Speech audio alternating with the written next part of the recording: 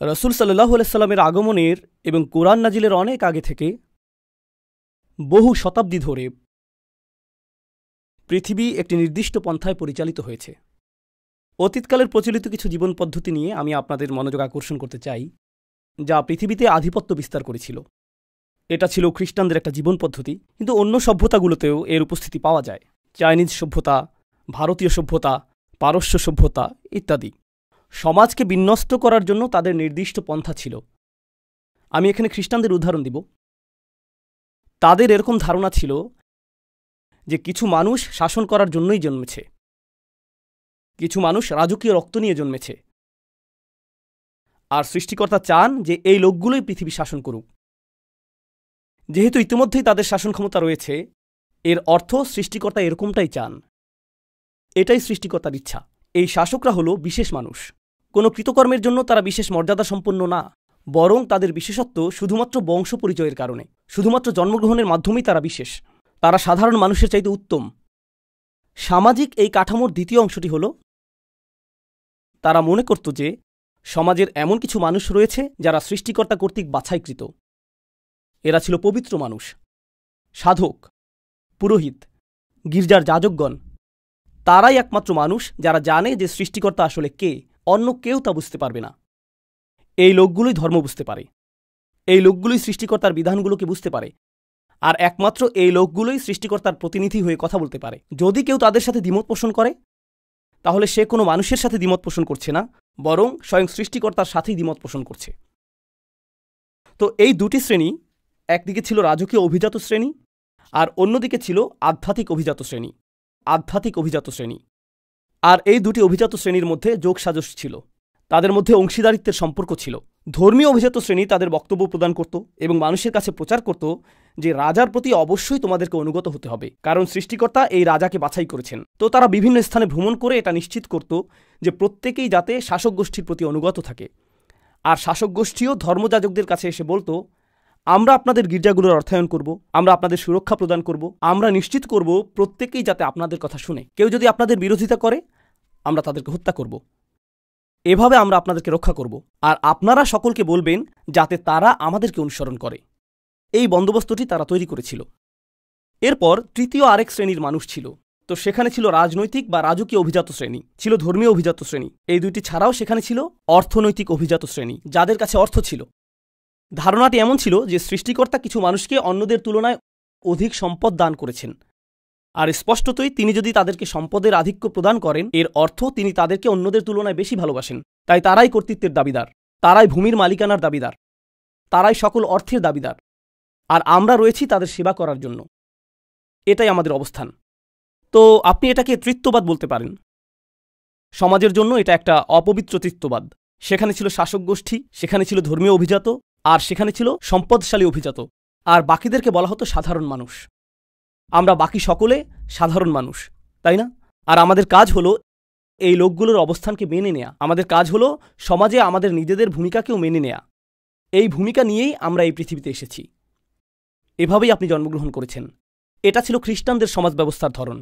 তবে চাইনিজদেরও একই প্রকৃতির নিজস্ব সমাজ ব্যবস্থা ছিল, হিন্দুদেরও সমাজ ব্যবস্থা ছিল, অগ্নিপূজারীদেরও একই প্রকৃতির নিজস্ব সমাজ ব্যবস্থা ছিল, কিন্তু তাদের সকলের কিছু বিষয় ছিল অভিন্ন। এমনকি ফেরাউনের সময়ে গেলেও আপনি একই সূত্র দেখতে পাবেন। ফেরাউন বিশ্বাস করত যে সে সৃষ্টিকর্তা কর্তৃক বাছাইকৃত, তার রক্তে আভিজাত্য রয়েছে। তার একটি যাজক গোষ্ঠী ছিল যারা প্রচার করে বেড়াতো যে তোমাদেরকে ফেরাউনের অনুগত হতে হবে। আর তার ছিল ব্যবসায়ী শ্রেণী, যারা সকল শ্রমজীবীদের সেবা গ্রহণ করত। এটাই সমাজের বিন্যাস। এই তিনটি শ্রেণী একে অপরের সহায়ক ছিল, আর এই শ্রেণীগুলোর জন্য আইন সমানভাবে প্রযোজ্য ছিল না। সাধারণ কোনো মানুষ যদি অপরাধ করত, তাকে শাস্তি পেতে হতো, কিন্তু এই তিন শ্রেণীর কেউ যদি অপরাধ করত, তখন তারা একে অপরকে রক্ষা করত। তারা এই তিন শ্রেণীর মানুষদের জন্য শাস্তি থেকে বাঁচার উপায় বের করত, যেখানে অন্যরা ঠিকই শাস্তি পেত। এটা ছিল তাদের সমাজ ব্যবস্থার অংশ। তারা মানুষের কাছে প্রচার করত যে আইন সবার জন্য সমান, কিন্তু তা অবশ্যই তাদের জন্য প্রযোজ্য না যারা আইনের ঊর্ধ্বে। আর এই তিনটি শ্রেণী আইনের ঊর্ধ্বে। এই বিন্যাসটি এমনকি মক্কাতেও তার নিজস্ব ভঙ্গিতে রাসূল সাল্লাল্লাহু আলাইহি সাল্লামের সময়ে বিদ্যমান ছিল। কুরাইশরা মনে করত যে কাবার তত্ত্বাবধানের জন্য তারা বাছাইকৃত। তারা মক্কার রাজকীয় অভিজাত শ্রেণী। আরবে বিভিন্ন ধর্মীয় শ্রেণীর মানুষ ছিল, ছিল বিভিন্ন প্রতিমা, বিভিন্ন বিশ্বাস, আর সকলেই কুরাইশদেরকে সমীহ করে চলত। সকলেই।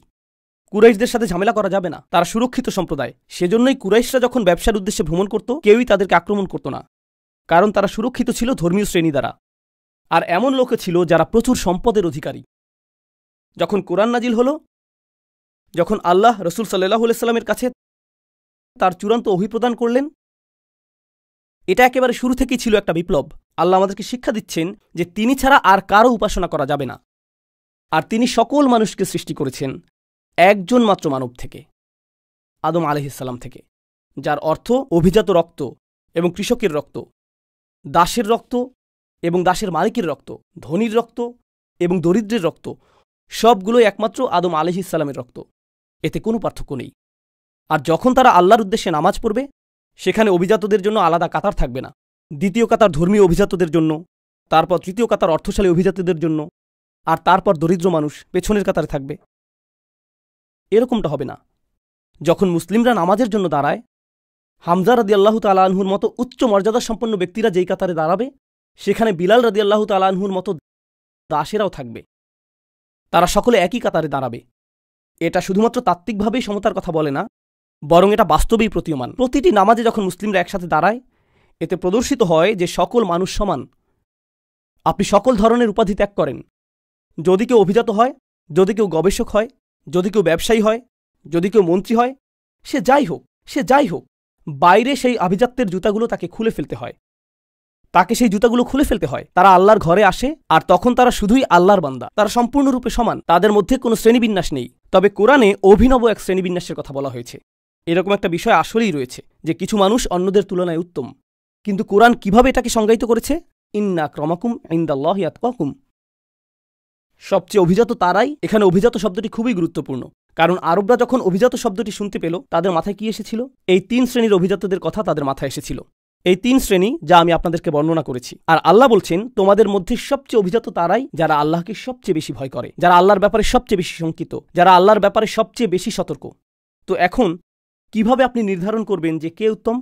যে মূলত আল্লাহর প্রতি সবচেয়ে অনুগত, ন্যায়ের প্রতি সবচেয়ে অনুগত, মূলনীতির প্রতি সবচেয়ে অনুগত, সত্য এবং সততার প্রতি সবচেয়ে অনুগত। যে ব্যক্তি বেশি দয়াশীল, সেই উত্তম। যে ব্যক্তি বেশি সত্যবাদী, সেই উত্তম। যে ব্যক্তি তার পরিবারের অধিকার আদায় করে, সেই উত্তম। এতে কিছু যায় আসে না যে সেই ব্যক্তি কি মিলিয়নিয়ার নাকি বাস্তুহীন। এতে কিছু যায় আসে না যে সে কোন পরিবার থেকে এসেছে। এটা গুরুত্বপূর্ণ না, কারণ তাকওয়া ভিতরে থাকে, বাইরে না। তো বাইরে তারা কি পরিধান করেছে? বাইরের চামড়ার আবরণ, অর্জন, স্বীকৃতি, এই সকল বাহ্যিক জিনিস এই অর্থে আল্লাহর কাছে অপ্রাসঙ্গিক। এই সব কিছু আল্লাহর কাছে অপ্রাসঙ্গিক। আর অভিজাত লোকদের ব্যাপারে একটা বিষয় আপনারা জানেন, যে তারা সেবক রাখতে পছন্দ করে। তারা নিজেরা নিজেদের কাজ করতে পছন্দ করে না। কল্পনা করুন, একজন রাজা তুরি বাজালো, আর এক ব্যক্তি পানি নিয়ে আসছে, কেউ ফল নিয়ে আসলো, কেউ আবার পাখা দিয়ে বাতাস করছে। অথবা বাইরে একটা শব্দ শোনা গেল, সে বলল, প্রহরী যাও দেখে আসো। সে নিজে উঠে গিয়ে দেখে আসবে না, সে অন্য কাউকে দেখে আসতে বলবে, তাই না? আল্লাহ কোরআনে কি করেছেন? তিনি এই অভিজাতদের উদ্দেশ্যে কথা বলছেন। প্রসঙ্গক্রমে মক্কি যুগের বেশিরভাগ কোরআনের আয়াত যদি আপনি মনোযোগ দিয়ে পড়েন, কোরআনের প্রাথমিক নাজিলকৃত অংশটি অভিজাতদের উদ্দেশ্যে কথা বলছে। তাদের উদ্দেশ্যেই তিনি বলছেন, বিত্তশালীদের উদ্দেশ্যে বলছেন, প্রভাবশালীদের উদ্দেশ্যে বলছেন। যেমন আল্লাহ বিচার দিবসে বলবেন, তোমার নিরাপত্তারক্ষীদের কি হলো? তোমার নিরাপত্তারক্ষীদের কি হলো? তোমার সেবকরা কোথায়? তুমি একা কেন? আর বিচার দিবসে তাকে অপমানিত হতে হবে। আল্লাহ বলবেন, যুক ইন্নাকা আনতাল আজিজুল করিম, মা লাকুম মিন দুনিল্লাহি মিন ওয়ালি ওয়ালা নাসির। তাদের কোনো রক্ষাকারী অথবা সাহায্যকারী থাকবে না। যখন রাজা বিপদে পড়ে, সে গির্জার কাছে যায়। যখন গির্জা বিপদে পড়ে, তারা রাজার কাছে যায়। যখন উভয়ই বিপদে পড়ে, তখন তারা যায় বিত্তশালীর কাছে। তারা একে অপরের সহায়তা পায়। বিচার দিবস শুরু হলো, সে বলবে, আমার লোকজন কোথায়? কাকে আমি এখন কল করব? আমার তো কারো কাছে যাওয়ার জায়গা নেই। কোরআন ধ্বংস করেছিল এই শ্রেণীবিন্যাসের স্বীকৃতি। মানবজাতির সকলেই সমান, মানবজাতির সকলেই মর্যাদা পাবার যোগ্য। কেউ নিচু শ্রেণী নিয়ে জন্মায়নি, কেউ কম সম্মানের যোগ্য না কারণ তার অর্থ সীমিত, কেউ বেশি সম্মানের যোগ্য না কারণ তার প্রভাব বেশি। বিষয়টা এরকম না। সম্মান আসে তাকওয়া থেকে। সম্মান সম্পূর্ণ ভিন্ন স্থান থেকে আসে, সম্পূর্ণ ভিন্ন স্থান থেকে। আর এই ধারণাটিকে চমৎকার মনে হয়, কিন্তু এটা একই সাথে বিপজ্জনক ধারণা। এটা আসলেই বিপজ্জনক ধারণা। কারণ আপনি যদি এই ধারণাটি গ্রহণ করেন, তখন আপনি মানুষকে কিছু করতে বলবেন আর তারা সেটাকে প্রশ্নবিদ্ধ করবে না, এমনটা হবে না। কারণ যদি আমি আপনাকে কিছু করতে বলি, সেক্ষেত্রে আমাকে প্রশ্ন করার অধিকার আপনার রয়েছে। আপনি এটা কোথা থেকে পেয়েছেন? আপনার যুক্তি প্রমাণ কি? হাতু বুরহানাকুম ইন কুনতুম সাদিকিন। আপনার যুক্তি প্রমাণ হাজির করুন। কিন্তু আপনি যদি গির্জা অথবা ধর্মীয় অভিজাত সম্প্রদায় হয়ে থাকেন, তখন আপনি আল্লাহর পক্ষ থেকে কথা বলেন। আপনাকে কখনোই প্রশ্ন করা যায় না। কেউ আপনাকে প্রশ্ন করতে পারে না, কারণ আপনাকে প্রশ্ন করা স্বয়ং সৃষ্টিকর্তাকে প্রশ্ন করারই শামিল। প্রশ্ন করলে তো ভাবমূর্তি ধ্বংস হয়ে যাবে। এজন্যই আপনি দেখবেন যে আমাদের ঐতিহ্য, মুসলিম চিন্তাবিদদের ঐতিহ্য অনেক আলাদা। ইহুদি ঐতিহ্য, খ্রিস্টান ঐতিহ্য এবং অন্যান্য ঐতিহ্যের তুলনায় আমাদের চিন্তাবিদদের ঐতিহ্যে, ধরুন একজন চিন্তাবিদ কোরআনের একটি তাফসির রচনা করেছেন, অন্য আরেকজন চিন্তাবিদ কোরআনের অন্য আরেকটি তাফসির রচনা করে প্রথম চিন্তাবিদের মতামতের সাথে দ্বিমত পোষণ করেছেন। তিনি এমনটা লিখেছেন, আর এই কারণে আমি তার সাথে দ্বিমত পোষণ করি। তখন কেউ এটা দেখে কথা বলে না যে দেখো এটা তো কুফর, কিভাবে সে এই চিন্তাবিদের সাথে দ্বিমত পোষণ করছে। না, এখানে কেউই যাজক না, এখানে কেউই অতি পবিত্র না। ওনারা সকলেই মানুষ যারা সর্বোচ্চ চেষ্টা করেছেন আল্লাহর বাণীকে উপলব্ধি করার। তারা একে অপরের সাথে মতবিরোধ করতে পারেন, বিতর্ক করতে পারেন, আর এটাই আসলে আমাদের ধর্মের শক্তিমাত্রা। ইসলাম আগমনের আগে কৌতূহল জাগ্রতকারী আরেকটা বিষয় ঘটেছিল, আর তা হলো বাইবেল সবার জন্য সহজলভ্য ছিল না। আপনি বাইবেল হাতে নিয়ে পড়া শুরু করতে পারতেন না। আপনাকে যথাযথ কর্তৃপক্ষের কাছে যেতে হতো, তারাই আপনাকে বলবেন যে এটা কি বলছে। তাওরাত এবং বাইবেল গ্রন্থ আকারে মানুষের কাছে ছিল না। তারা কিছু মৌলিক দোয়া এবং প্রার্থনা জানত, কিন্তু লিখিত গ্রন্থটি ছিল গির্জার অধিকারে। লিখিত গ্রন্থটি ইহুদি রাবাইদের অধিকারে ছিল। যখন আল্লাহ আমাদেরকে চূড়ান্ত ওহী প্রদান করলেন, তিনি এটাকে গ্রন্থ আকারে নাজিল করেননি, যাকে গোপন কোনো স্থানে সংরক্ষণ করতে হবে, যাতে বিশেষ কিছু মানুষ শুধু এর নাগাল পায়। কোরআনকে মুখস্থ করা হয়েছিল এবং এটাকে ছড়িয়ে দেওয়া হয়েছিল জিহ্বার দ্বারা। যে কোনো কানই এটা শুনতে পারত। এটা সংরক্ষিত কোনো তথ্য না, প্রত্যেকের জন্য এটা অবারিত। আর শুধুমাত্র এটুকুই একটা বিপ্লব ছিল। শিক্ষা প্রত্যেকেরই নাগালের মধ্যে, আল্লাহর বাণী প্রত্যেকেরই নাগালের মধ্যে। প্রত্যেকেরই আল্লাহর বাণী নিয়ে চিন্তা করা উচিত। এরপর তাদের যেতে হবে এমন ব্যক্তিদের কাছে যারা আরও বেশি জানে এবং শিখতে হবে। এটার অর্থ কি? তাদেরকে হতে হবে অনুসন্ধিৎসু, তাদেরকে হতে হবে চিন্তাশীল, বিশ্বাসী। তারা এজন্য বিশ্বাসী না যে কেউ তাদেরকে বিশ্বাসী হতে বলেছে, তাদেরকে নিজে থেকেই বিশ্বাসী হতে হবে। আলা বাসিরহ। এটা ছিল তাৎপর্যপূর্ণ একটা বিপ্লব। এটা আসলে ইসলামী বিপ্লব। এটা নিয়েই রাসূল সাল্লাল্লাহু আলাইহি ওয়াসাল্লাম এসেছিলেন।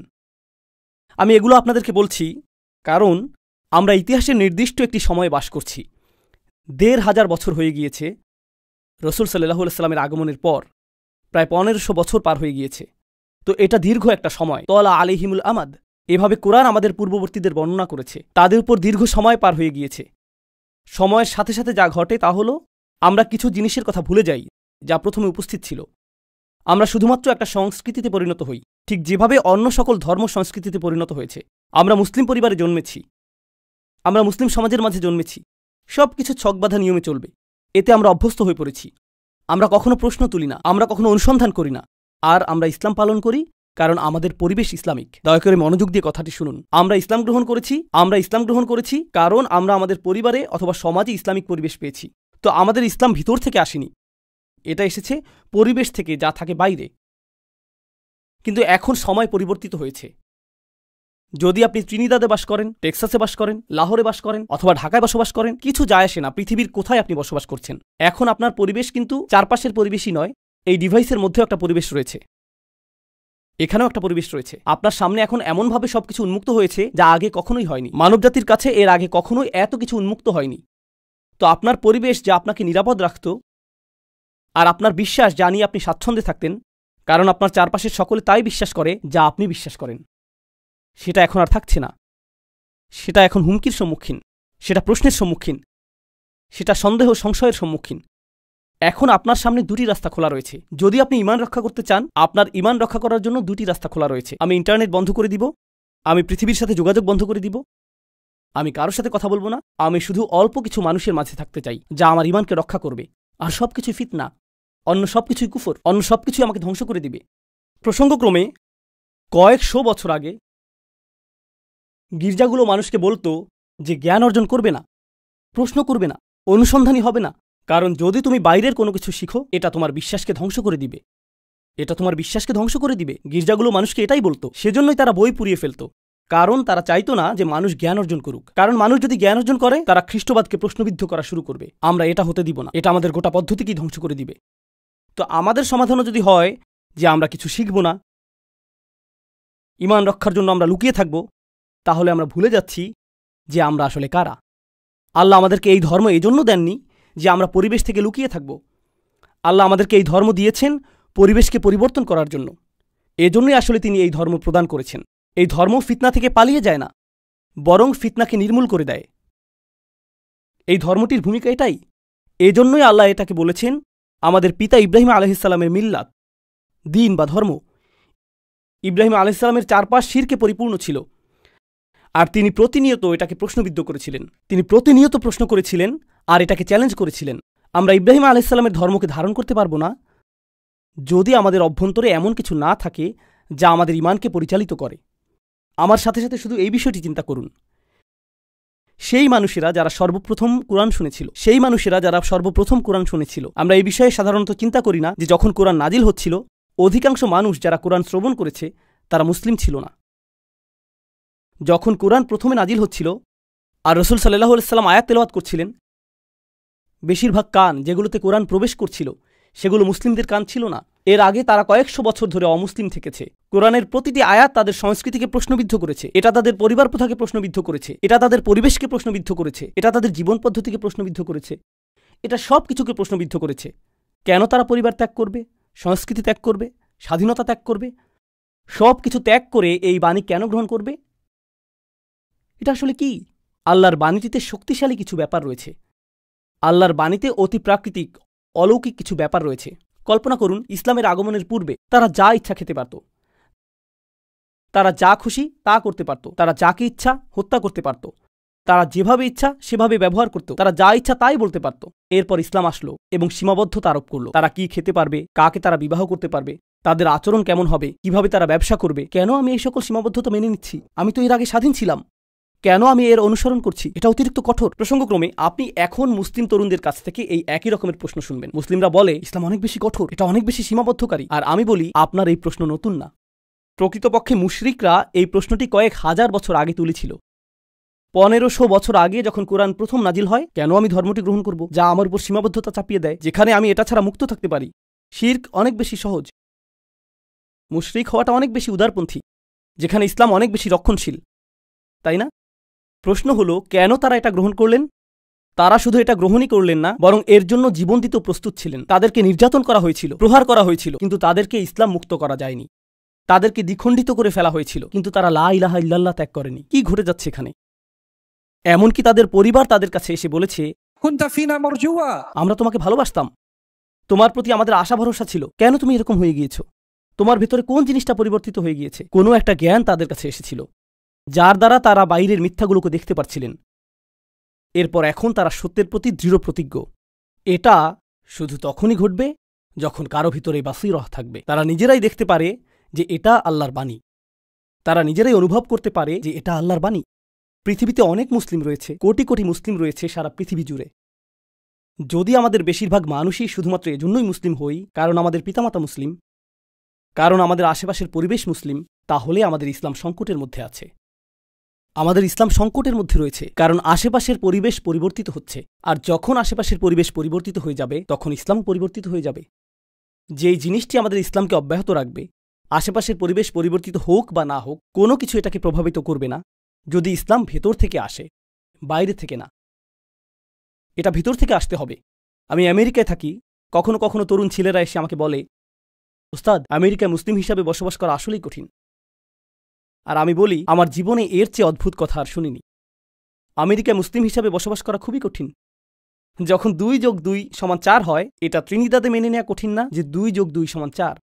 আর কানাডা এটা মেনে নেওয়া অধিকতর কঠিন না, অন্য কোনো স্থানেও এটা অধিকতর কঠিন না। আগুন উত্তপ্ত, আমেরিকাতে আগুনে হাত দেওয়া আসলেই অনেক কঠিন। না না না, আগুন উত্তপ্ত, তা যেখানেই থাকুক না কেন। সত্য তো সত্যই। আশেপাশের পরিবেশ আমার ঈমানকে দুর্বল করে দিবে। জানেন এই ধারণাটির মানে কি? আপনার ঈমান শুধুই আশেপাশের পরিবেশ থেকে এসেছে, সেজন্যই এটা দুর্বল। আপনার ঈমান ভেতর থেকে আসেনি। ঈমানকে আমাদের ভেতরে লালন করতে হবে, আমাদের ভিতরে তৈরি করতে হবে। একমাত্র সেভাবে তা আসবে যেভাবে এটা প্রথমবার এসেছিল। প্রথমবার এটা এসেছিল যখন মানুষ আল্লাহর বাণী নিয়ে চিন্তা করেছিল। রাসূলুল্লাহ সাল্লাল্লাহু আলাইহি ওয়াসাল্লাম কোরআনের আয়াত তেলাওয়াত করেছিলেন। মানুষ চিন্তা করেছিল যে এই কথাগুলো আসলে কি, তিনি কি বলছেন। আর যত বেশি তারা এটা নিয়ে চিন্তা করেছিলেন, পৃথিবীকে তত নতুনভাবে আবিষ্কার করেছিলেন। এরপর আপনি আশেপাশের পরিবেশকে জাহান্নাম বানিয়ে ফেলতে পারেন, তারা ইসলাম ত্যাগ করবে না। আপনি পরিবেশকে নির্যাতনময় করে তুলতে পারেন, তারা ইসলাম ত্যাগ করবেন না। আপনি তাদেরকে গৃহহীন করে দিতে পারেন, তারা ইসলাম ত্যাগ করবেন না। আপনি তাদের প্রিয়জনকে ঘৃণিত জনে পরিণত করে দিতে পারেন, তারা ইসলাম ত্যাগ করবেন না। কোনো কিছুই তাদেরকে ইসলাম ত্যাগ করাতে পারবে না। অনেক জায়গায় আপনি দেখবেন যে মুসলিমদের জন্য জীবন সহজতর। আর প্রসঙ্গক্রমে আমি পৃথিবীর অনেক স্থানে গিয়েছি। যখন আমি মুসলিম সম্প্রদায় দেখি, একটা জিনিস আমি লক্ষ্য করেছি যে যেখানে অধিক বিত্তশালী মুসলিম দেখা যায়, সাধারণত তাদের সন্তানেরা ইসলাম থেকে বেশি দূরে। এটা কি বিপরীতধর্মী না? একদিকে আপনি দেখবেন যে মানুষকে নির্যাতন করা হচ্ছে আর তারা ইসলাম ত্যাগ করছে না। অন্যদিকে এমন মানুষ রয়েছে যাদের জীবন আরামদায়ক, তাদের আছে প্লেস্টেশন 5 বা তার চেয়েও আপগ্রেড। জীবন আরামদায়ক, তাদের কাছে আছে latest iPhone, high speed internet, গ্যারেজে কয়েকটা গাড়ি, জীবন আরামদায়ক। আর হঠাৎ করে ইসলামের ব্যাপারে আমার সন্দেহ তৈরি হয়েছে। কি ঘটে গেল? জানেন কি ঘটেছে? মানসিকতাটা হলো প্রয়োজনীয় সবকিছুই আমার রয়েছে। আমার টাকা আছে, আমার বিনোদন আছে, আমার স্বাস্থ্য আছে, আমার নিরাপত্তা আছে। তাহলে সৃষ্টিকর্তার দরকার কি? ধর্মের কি দরকার? ইতিমধ্যেই আমার সবকিছু রয়েছে, আমার এগুলো দরকার নেই। জানেন নিরাপত্তার এই অনুভূতি কোথা থেকে আসে? এটা আসে আশেপাশের পরিবেশ থেকে। এটা পরিবেশ থেকে আসে। তো এই অবস্থায় মানুষ ঈমান হারাচ্ছে পরিবেশের কারণে। অথবা মানুষ ভাবছে একমাত্র যে উপায়ে তাদের ঈমান রক্ষা পাবে তা হলো অনুকূল পরিবেশ পেলে। চলো এই নষ্ট আমেরিকা থেকে দূরে চলে যাই, আসো কোনো একটা মুসলিম দেশে চলে যাই, যাতে আমরা নিরাপদ পরিবেশে থাকতে পারি। এই চিন্তা পদ্ধতিটা কোরআনের মূলনীতির বিপরীতে চলে যায়। আমাদের ধর্ম মানুষকে নিরাপদ পরিবেশে যেতে উৎসাহিত করে না। আমাদের ধর্ম মানুষকে নতুন পরিবেশ তৈরি করতে উৎসাহিত করে। নতুন পরিবেশ তৈরি করা।